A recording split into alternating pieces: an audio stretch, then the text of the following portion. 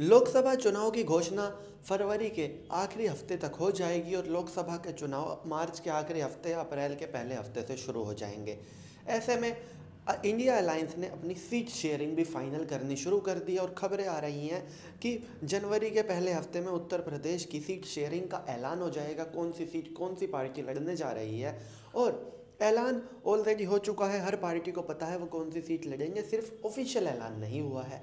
इसमें अगर हम पश्चिमी उत्तर प्रदेश की बात करें तो यहाँ पर सपा और आरएलडी के बीच में सीट शेयरिंग होनी है। वहीं कांग्रेस भी एक दो सीट पर वेस्ट यूपी में लड़ेगी, लेकिन जो आरएलडी के हिस्से में सीट गई है जिनकी घोषणा 3 जनवरी तक हो जाएगी, वो सीटें हैं बागपत, मथुरा, हाथरस, बुलंदशहर, मुजफ्फरनगर और कैराना। ये वो 6 सीटें हैं जो आरएलडी को मिली है। हालांकि एक 7वीं सीट भी है जिस पर बातें चल रही है कि आरएलडी को 7वीं सीट मिले या ना मिले, जहां पर जयंत चौधरी मेरठ या फिर बिजनौर में से एक सीट और चाह रहे हैं। अब इनमें से कौन सी मिलेगी या फिर कोई सी भी नहीं मिलेगी, ये तो वक्त ही बताएगा।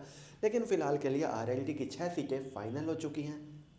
वहीं कांग्रेस की भी 8 सीटें फाइनल है। 8 सीटों में 2 सीटें तो अमेठी और रायबरेली से हैं और बची हुई 6 सीटें महानगरों की सीटें हैं, जिनको हम महानगर कहते हैं, जहां पर इंडिया अलायंस नहीं जीत सकता। बीजेपी वहां पर गारंटेड जीतेगी, लेकिन कांग्रेस को वो सीटें मिल जाएंगी अपना वोट परसेंट बढ़ाने के लिए।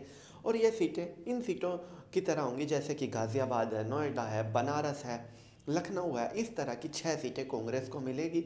जो ये बात तो फाइनल होगी इलेक्शन होने से पहले ही कि इस सीट को बीजेपी ही जीतेगी। इसीलिए सपा ने इस तरह की 6 सीटें कांग्रेस के लिए छोड़ने का इरादा कर लिया है। और वहीं बची हुई 64 सीटों में से सपा का टारगेट है कि वो 60 या 61 सीटों पर खुद चुनाव लड़े और एक सीट इसमें से चंद्रशेखर आज़ाद के लिए छोड़ी जाएगी, जो कि नगीना मानी जा रही है। और ऐसा माना जा रहा है कि वो आरएलडी या सपा में से किसी एक के सिंबल पे चुनाव लड़ेंगे।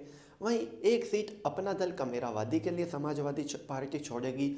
और इसके अलावा अगर कोई और पार्टी इलेक्शन तक छोटी पार्टी आती है और वो इस लायक होती है कि उनको एक लोकसभा दी जा सके, तो एक लोकसभा उनके लिए। और इस तरह से 60 से 61 सीटों पर समाजवादी पार्टी उत्तर प्रदेश में चुनाव लड़ने जा रही है।